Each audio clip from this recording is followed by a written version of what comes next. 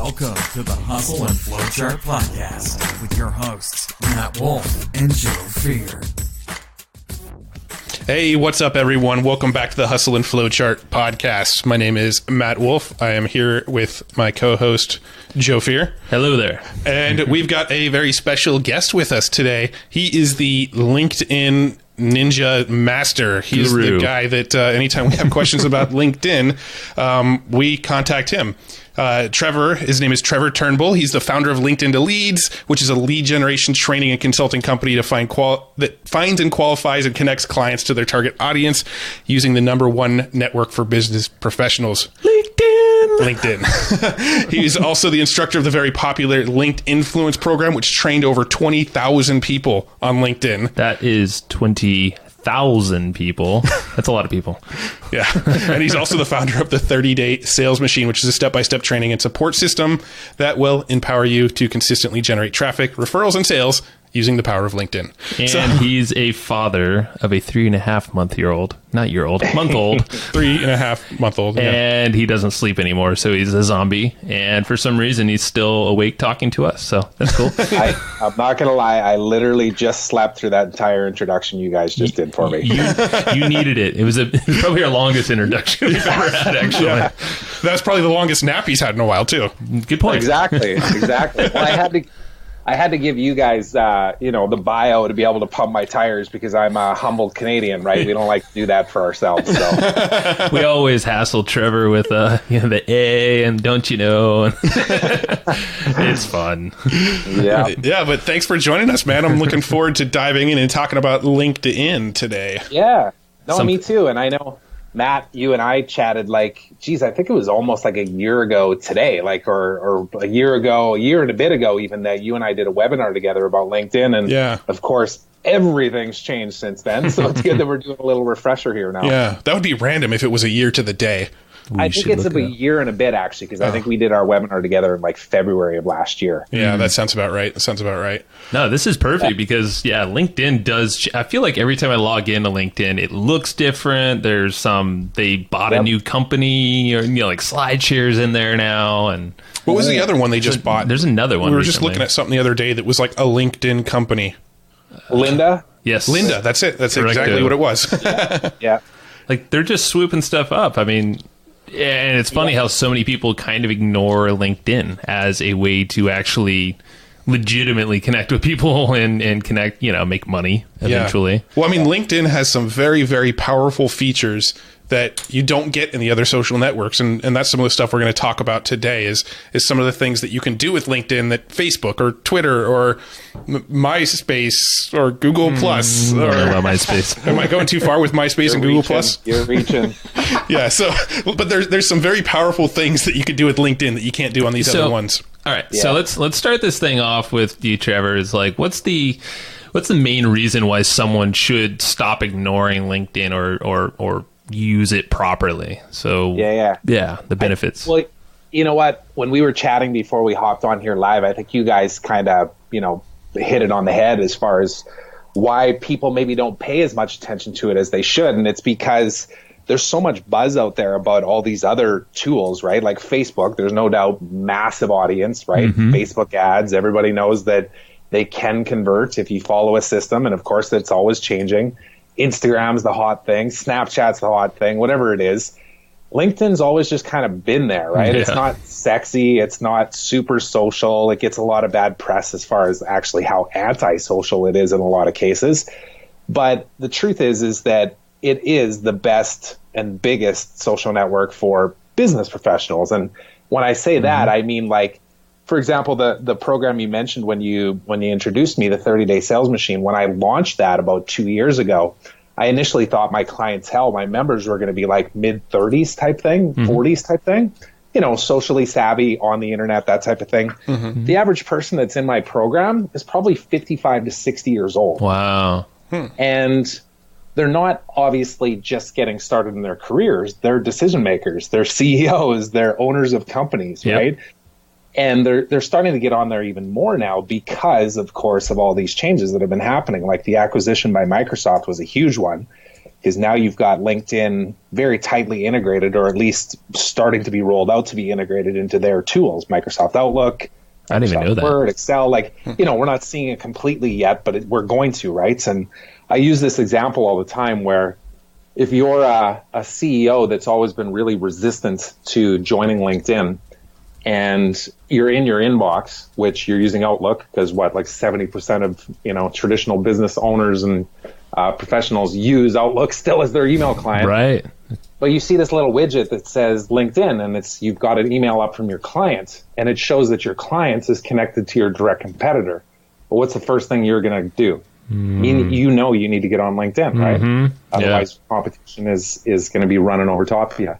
So that kind of mindset and what's happening with that is creating this like massive influx of not just people, not billions and billions like you see on Facebook, but influential people that can actually make decisions, that are in charge of budgets. Well, think that's about why people are on LinkedIn. And that's I'm totally ignorant and had no clue that it was acquired by Microsoft. Yeah, I didn't either. Yeah. So just the fact that's why we're talking. Yeah, I mean, that's how under the radar LinkedIn is, even though everyone knows what LinkedIn is, or thinks they know, but it's integrated with some of the biggest companies and networks out there. Like you were saying, lynda.com. Just think about the demographic of people who are on there. They're savvy professionals. It's not like a Udemy, where nothing wrong with Udemy, but that's, they're cheaper courses. They're just like, hey, something quick typically. But then you go to Lynda, and it's like a full blown, like you'd be certified in something pretty big. Like I knew an attorney, really well respected one in San Diego, that recorded at Lynda's headquarters for a whole course. I'm like, that's all next level stuff right there. Yeah. And the fact that LinkedIn's tied in with that now, that tells you something. And there's actually an interesting stat too around that kind of stuff, is that, a lot of people, I forget what the number is exactly, it's over 80% of people that were surveyed by LinkedIn as to why they use LinkedIn or why they log into LinkedIn on a daily basis was to increase their skills in a certain area, right? So they know that LinkedIn is a place where they can go and find information and training and articles that will actually help them in their job or help them in their careers. And Lynda is obviously just an extension of that. And of course, that's why with what I teach, we really focus it around adding value. Like even in the way that I use LinkedIn, when I connect with people, I don't try and sell them anything. I just try and add value. And a lot of times that's free training. Hey, go check this out. And that gets them into a funnel, right? So it's just such a great tool if you use it like a human being, but a strategic human being, if that makes sense. Why don't we get into that? I mean, I think that's a good way to start is because literally as we were pre-chatting before this call, I log into LinkedIn maybe once every 2 weeks.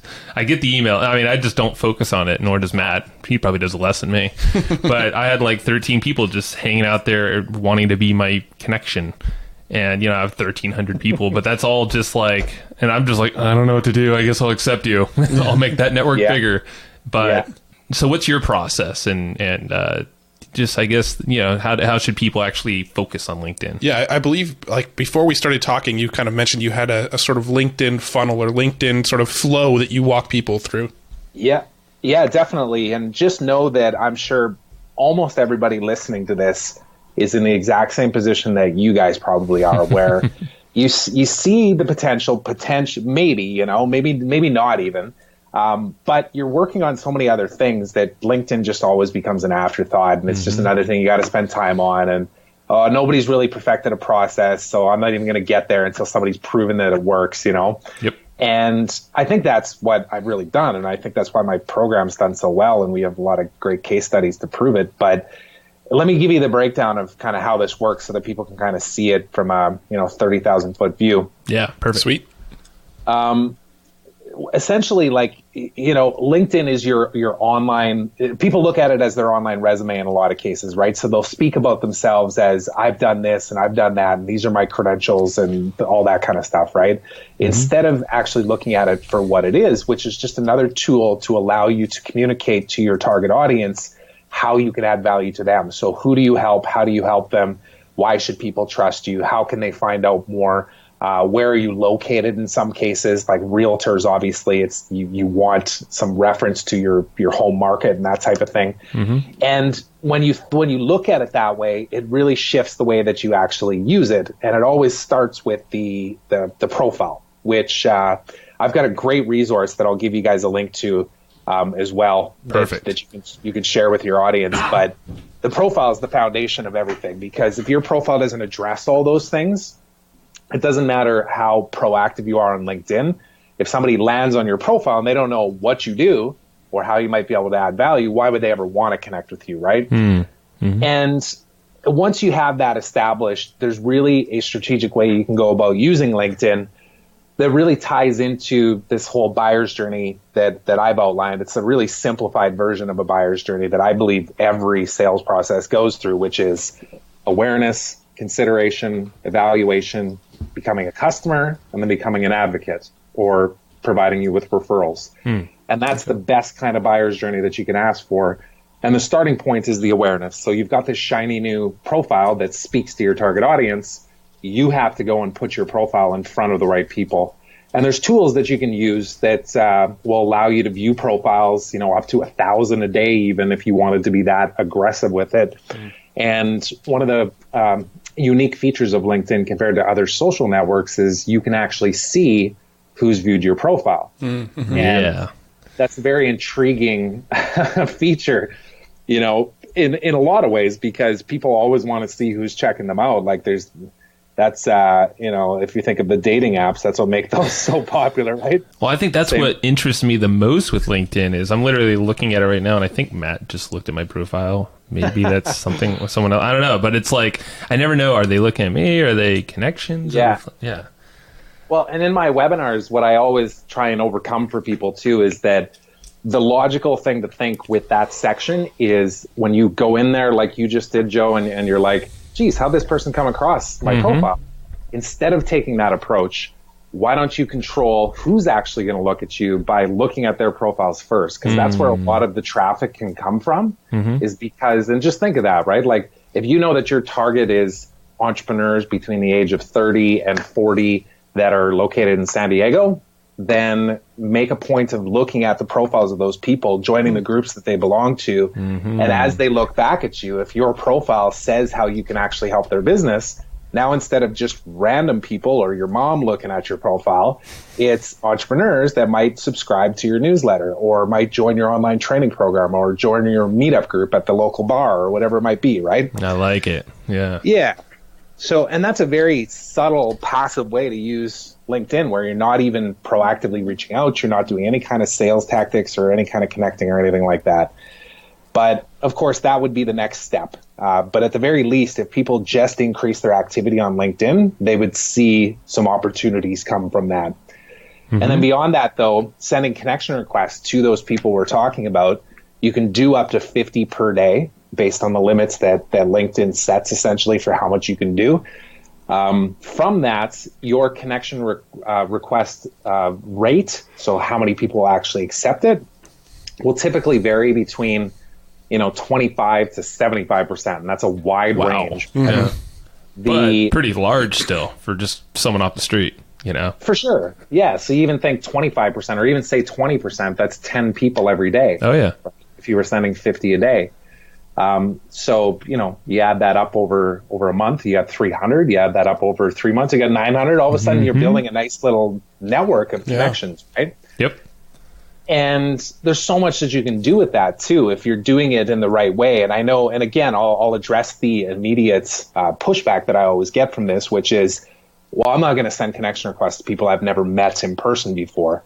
And I think that's a massive mistake, especially in today's world, because the power of LinkedIn comes directly from your first degree contacts. The more people you're connected to, the more people you're going to be connected to second degree, the more people that you can help, that you can assist, that you can provide value to, that you can get your content in front of.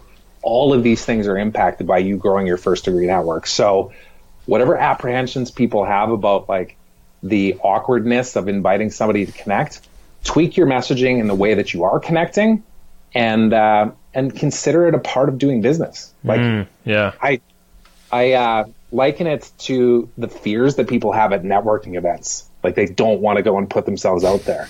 Yeah. But the people that were super successful coming out of university, they were usually the ones that knew the right people. And a lot of times they put themselves in situations where they would just go shake the hand of the person that they wanted to meet. Yep. Yeah. And that's what this is. And sending a request on LinkedIn is a hell of a lot less intimidating than walking up to somebody you've never met in person. So For sure. Interesting. And there's subtle little things. And I actually teach this on a webinar that I do. And I'll keep you guys posted on when we're going to do our next live webinars. But cool. One of the approaches that we teach is this permission-based method. So it's one line in a connection request that just says, would you be open to connecting with me on LinkedIn, as opposed to let's connect, like whatever the default is on LinkedIn. Right. So you might use some reference that says, hey, we're both entrepreneurs in San Diego. I'm looking to expand my network on LinkedIn. Would you be open to connecting on LinkedIn? And if your profile actually spoke to what you did and the podcast that you ran and the newsletter that you have and these events that you host, and I'm speaking directly to you guys. Oh yeah, I know you are. It's hitting home.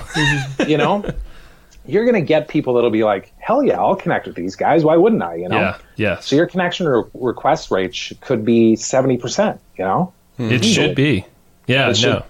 This is amazing so far. These are the best kinds of podcasts when people just like consult for us for free. This is why we do these. There you go. Yeah. Cool. Yeah. Sorry, go ahead, Joe. No, you got it. I was just getting prompted to go for the next one. Next step. Yeah, so next step, obviously, you get these people to connect with you. You're building this first degree network. One of the common mistakes I always see, and again, I go through this in detail in a webinar I'll keep you guys posted on, but is to make sure you follow up. A lot of people are guilty of accepting connection requests and then never responding. So those 15 that are in your inbox right now, Joe, do you plan on sending them any messages? I was not, but I should. I know, right? All right, so what kind of message should I send them? Because I know I should. For sure. So usually what we teach is to have like a two-step message approach. One might be an immediate message that goes out within 24 hours that's just like, hey, appreciate having you in my network. Look forward to connecting at some point soon. Like if you're in a local market, maybe we'll meet up at a local networking event one of these days. Take care. No call to action, just a friendly follow-up. And right? this is automated. You can automate this inside of LinkedIn, correct? No. Or that's going in through and like you just have something preset basically. Yep. Yeah. So there's a lot of ways to handle it, right? One might be just using like a text expander tool where you're just copy pasting type thing, those kind of things. And think about the time that takes every day, right? So you get 50 new connections. It's 30 seconds for you to send out those 50 messages, right? Got it. Right on. Okay.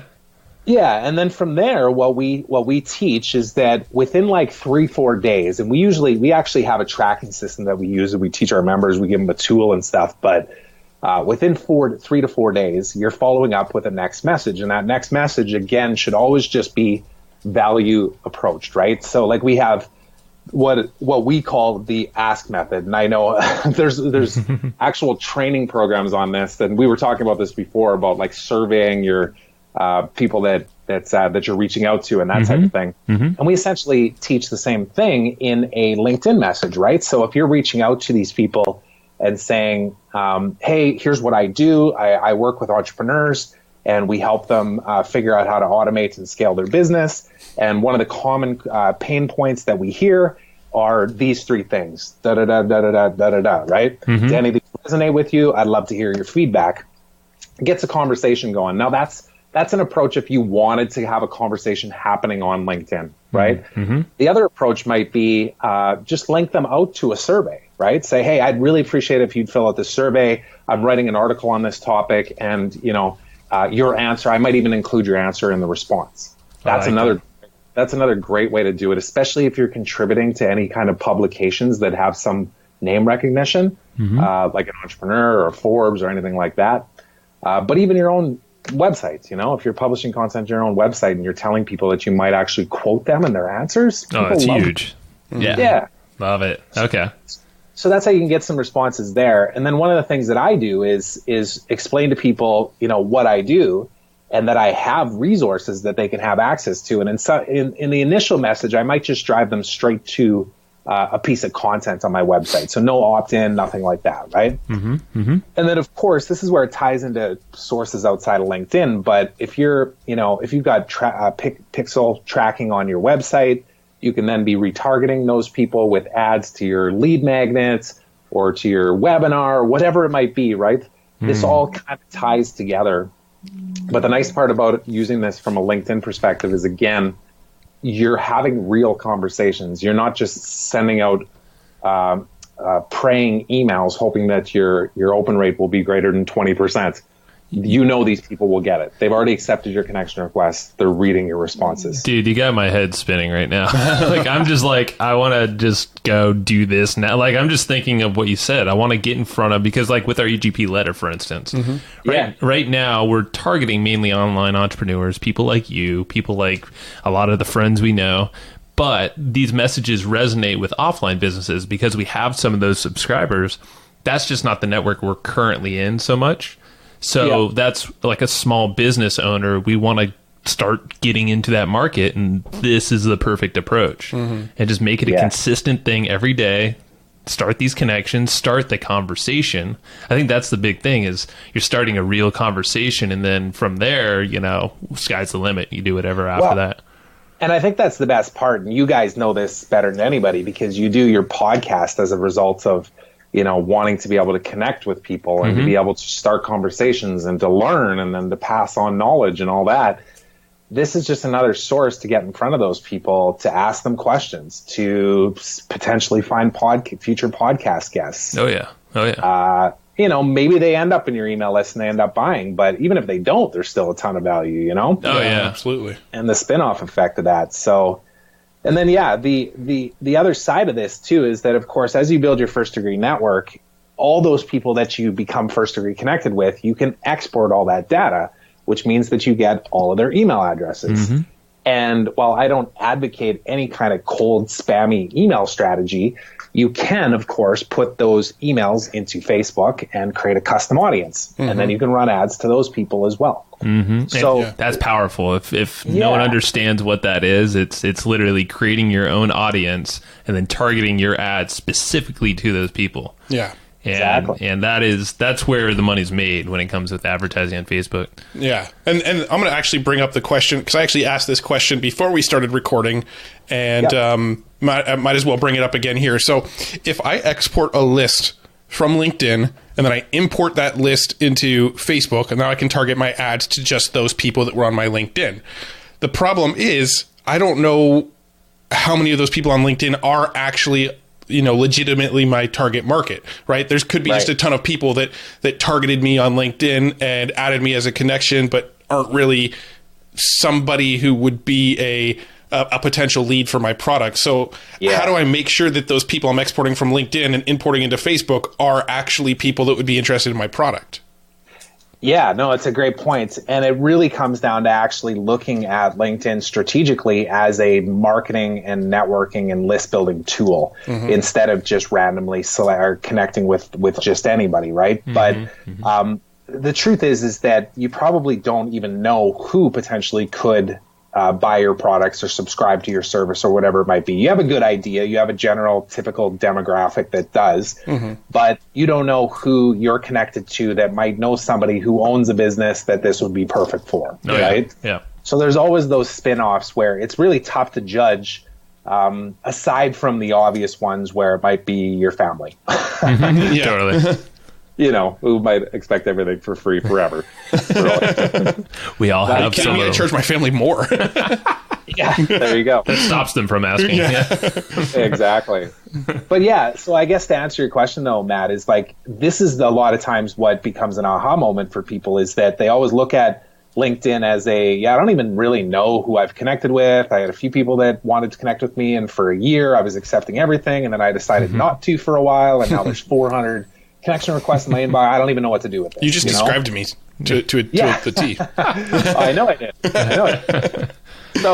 So if you actually were to look at that and go, okay, you know what? I'm going to actually take the time to go through all those connection requests that came into me and not be judgmental as to whether these people could actually buy my stuff, because they might know people that might want to buy my stuff, and just start building your network and allowing that to kind of sort itself out on the back end, right? Right. Because, and that's the best part about the retargeting and getting people into your email list, because, I'm an advocate to say that like email marketing is still the number one way that I drive traffic to all of my sales material. Yep. And the number one way I sell is via webinars. It's not LinkedIn. LinkedIn is just the source to go and find the right people. That's it. Got it. It's a great source for that, and it allows me to filter those people into all the other channels that I use to actually build my business. Yeah. For me, my LinkedIn strategy was the same strategy that I had when playing Pokemon. Was I was just trying to collect as many as I could. I love it. Well, yeah, that's something. I'm like before I started doing LinkedIn training, like however long ago it was, like 7 years ago, I just like connected with as many people as I possibly could, because that's what I thought you were supposed to do. Yeah. And I did the same on Facebook too, and then eventually I stopped that because it was getting annoying, and then I just completely stopped accepting connection requests on Facebook altogether, which is probably wrong. Somebody will teach me why I shouldn't do that too, but... I do the same thing, and I feel like, that's a whole nother topic, but... Yeah. I go back and forth. Yeah, I'm back and forth constantly on Facebook, but we're not talking about Facebook today. That's right. Screw Facebook. Yeah. Right on, dude. This strategy, so was there more to it, or was that pretty much it there?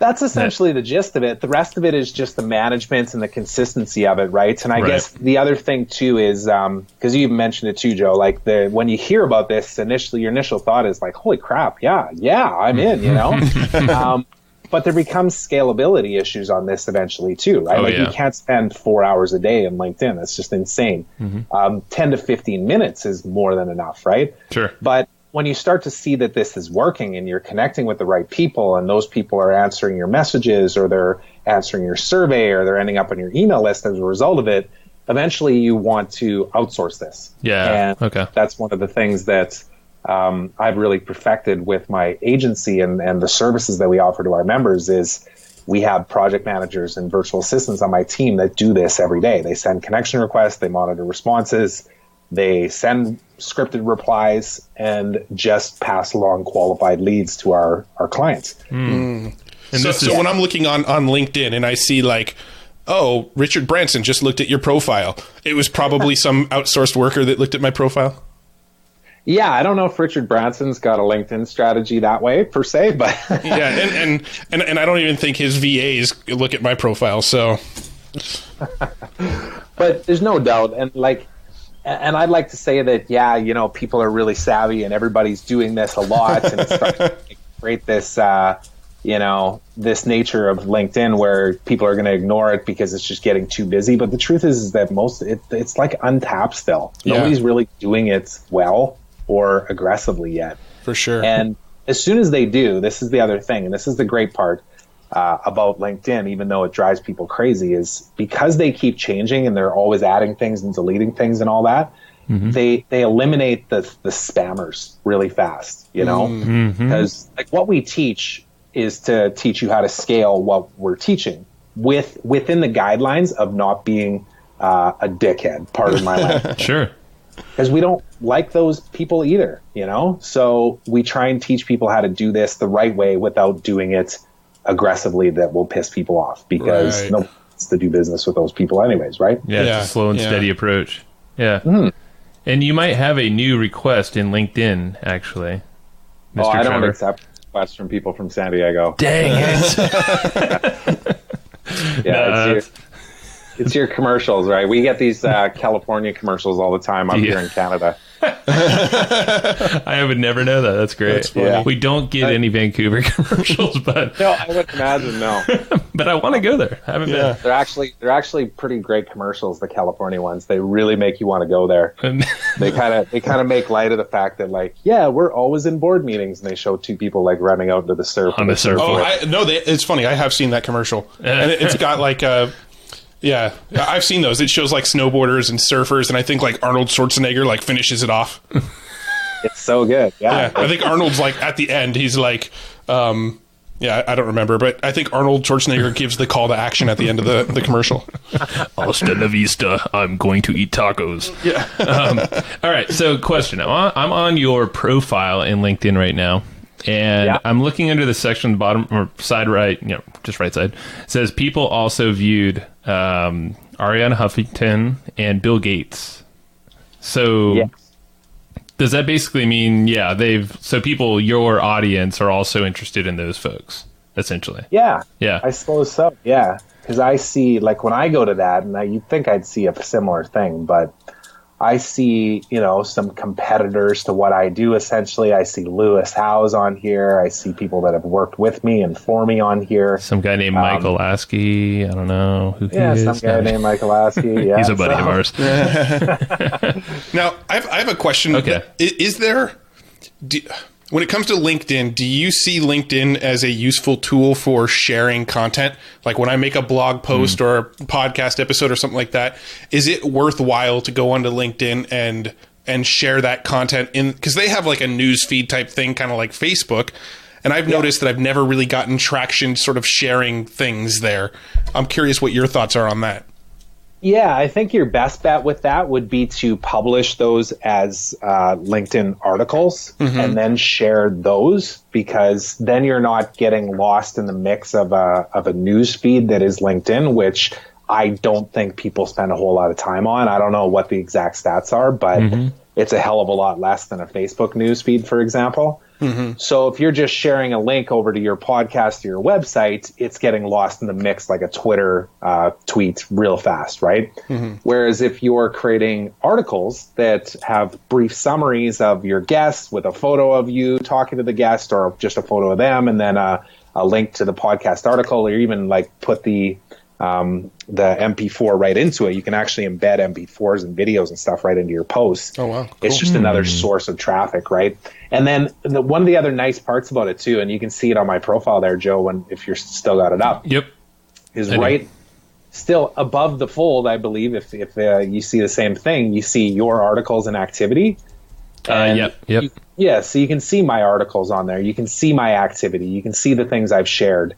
And that, again, is just another thing because, with what I teach about your profile, a lot of times this is the path that people get to your profile. They look at who's viewed their profile, they see you, and they get intrigued by your headline, whatever that happens to be, right? Helping San Francisco or San Diego entrepreneurs scale and automate their business, Yep. And they click through. They land here. What's the first thing they're going to look at? They might look at your background photo. That might be call to action because, again, there's a whole strategy to how I teach this. And, again, I'll give you guys a link you can share with your audience. But, address a pain point there. Provide the solution in your headline. You scroll down. What's the first thing that you see for an image is an article. If that article speaks to the audience that you're actually going after, they're going to want to click through. They're all just complementary pieces to be able to further explain what you do. So you got to capture people's attention and basically tell them a story.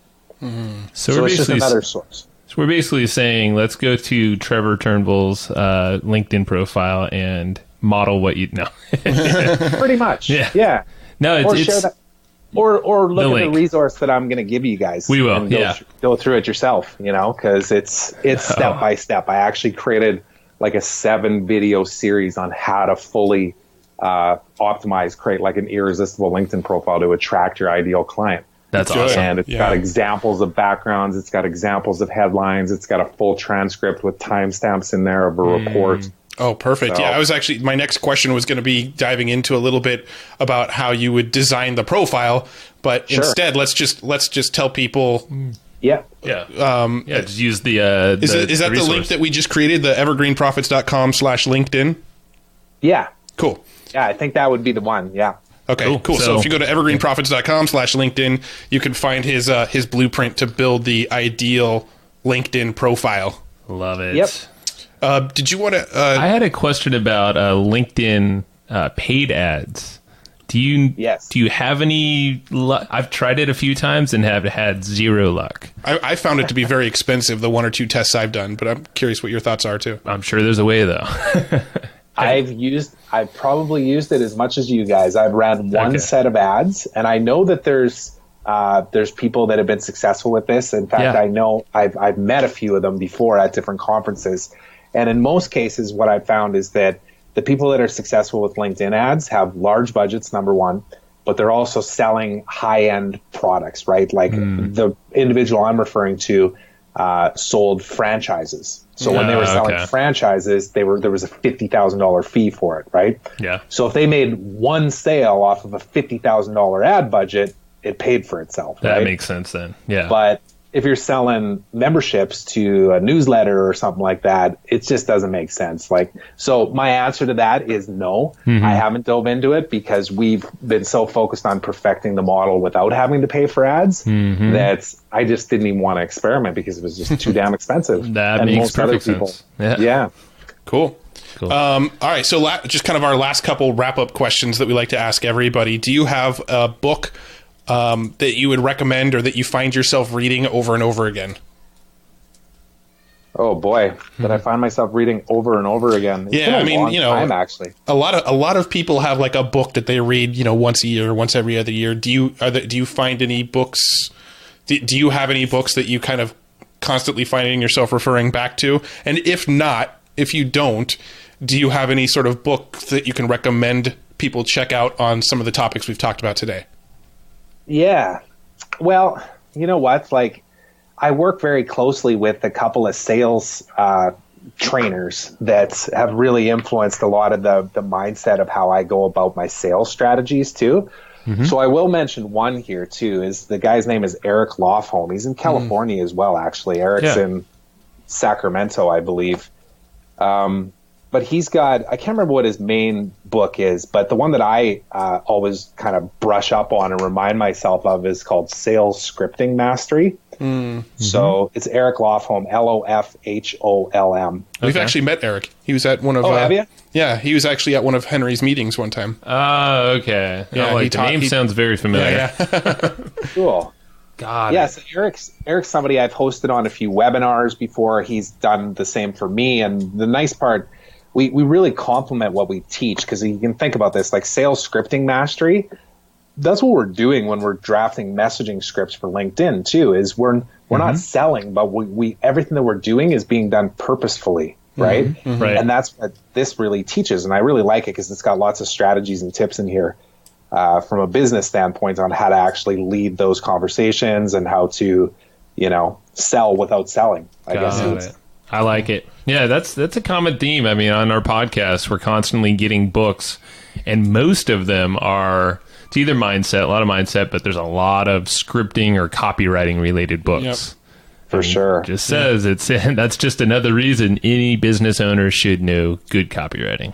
Yeah. Yeah, definitely. So, good stuff. Well, I think that's it, huh, Matt? Yeah. Anything else lingering?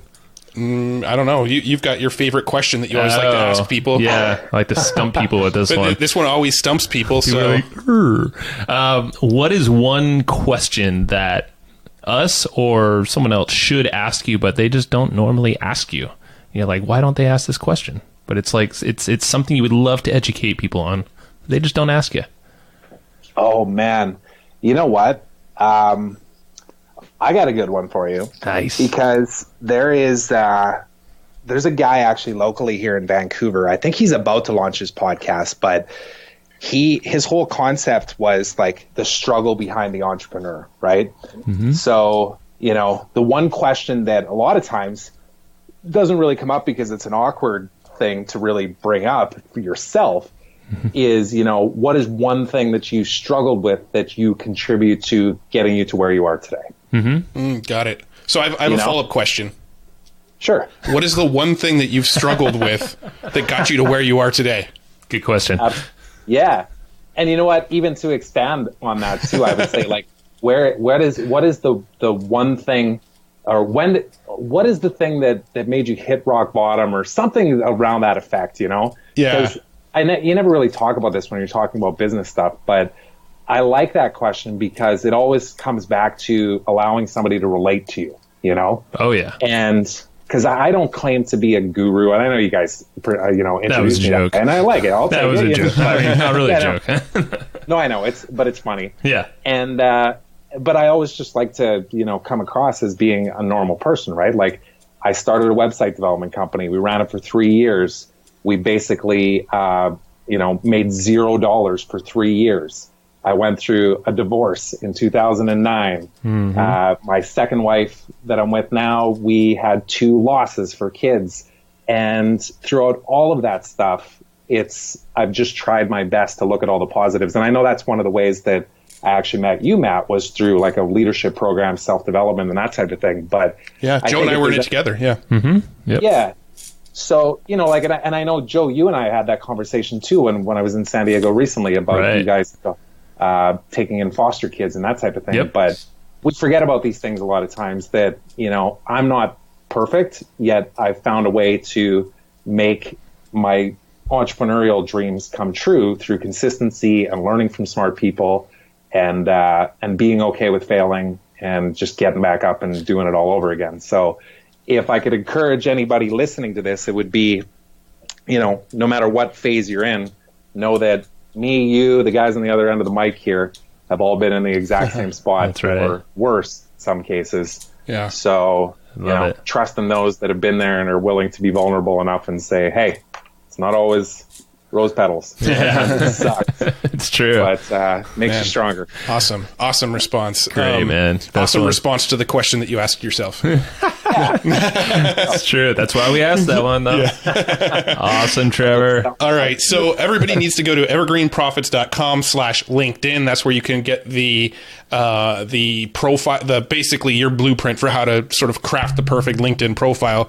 Other than that, is there somewhere else you want to send people to check out or any other sort of calls to action you want to add in here?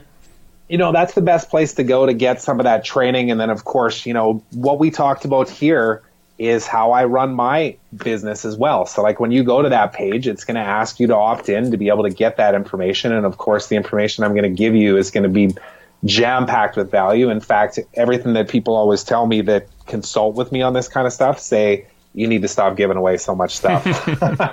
But I like being that guy. I'd rather be that guy. I'd rather give away everything and have people want to join my program because the support's so great. That's what I'm trying to build for my community. Yeah, absolutely. And so the only other call to action I would say is send me a connection request on LinkedIn. I say this after every video I do, every webinar I do. I want to build my network on LinkedIn. Of course, it helps my business grow, but it also helps me connect with people and know what they do and what their pain points are and how I can help them. So find me on LinkedIn.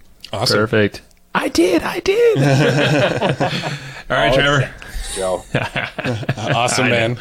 Cool, man. Well, great chatting, and I know we'll do it again soon. And I just opted in to get that training, so for the LinkedIn stuff. So I'm going to dig in tonight. Awesome, and hopefully we'll be up in Vancouver sometime soon. We'll make it happen.